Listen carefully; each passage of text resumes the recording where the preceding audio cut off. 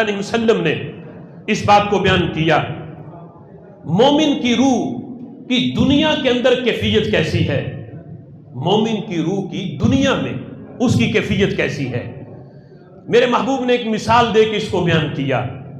اور مثال میرے آقا فرماتے ہیں ان مثل المؤمن فی الدنیا کمثل الجنین فی بطن امہ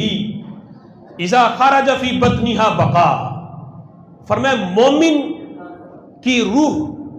جب زندگی میں کسی بدن کے اندر، مومن کے بدن میں ہوتی ہے تو پتہ اس کی کیفیت کیا ہوتی ہے؟ فرمایا یوں ہوتی ہے جس طرح ماں کے پیٹ میں جنین ہو، کچا بچہ ابھی پیدا نہ ہوا ہو، ماں کے پیٹ میں ہو، تو فرمایا اذا خرجا، جب وہ بچہ ماں کے پیٹ سے باہر نکلتا ہے، ولادت ہوتی ہے، بقا، وہ روتا ہے، لیکن جب دنیا کی رنگینی دیکھتا ہے، روشنی دیکھتا ہے، تو پھر وہ واپس جانے کے لیے تیار نہیں ہوتا۔ حالانکہ جب آتا ہے دنیا میں تو روتا ہے کہ نئے ماحول میں آ گیا، پہلے والے کو اس سے چونکہ مانوس ہو چکا ہوتا ہے، لیکن جب اگلے جہاں کی روشنی دیکھتا ہے تو پھر کہتا وہاں تو اندھیرا ہی اندھیرا تھا۔ فرمایا یہی مثال مومن کی روح کی ہے، دنیا میں وہ یوں ہے جس طرح بچہ ماں کے پیٹ میں ہے، دنیا میں وہ روح اندھیرے میں ہے، لیکن جب موت کی کیفیت طاری ہوتی ہے، تھوڑی دیر کے لیے پریشانی تو آتی ہے کہ موت کے لمحہ طاری ہوا، لیکن اگلے ہی لمحے جب اگلا جہاں دیکھتا ہے کہ اگلے جہاں میں کتنا نور ہے، کتنی روشنی ہے، پھر بندہ کہتا ہے پہلے تو میں قید خانے میں ہی پڑا رہا، آزادی تو مجھے قبر میں آ کے ملی ہے، پہلے تو میں قید تھا۔ اگلا ماحول کیا ہے؟ وہ سب سے پہلا تو جو نور اسے ملنا ہے، قبر میں رسول اللہ کے جلوے اسے نظر آنے ہیں، جس کے لیے کہا تھا نا کہ فرشتوں اس پائے ناز سے اب کیوں اٹھاتے ہو، مر کے پہنچا ہوں یہاں اس دل ربا کے واسطے۔ وہ جو حضرت بلال کہہ رہے تھے کہ یہ تو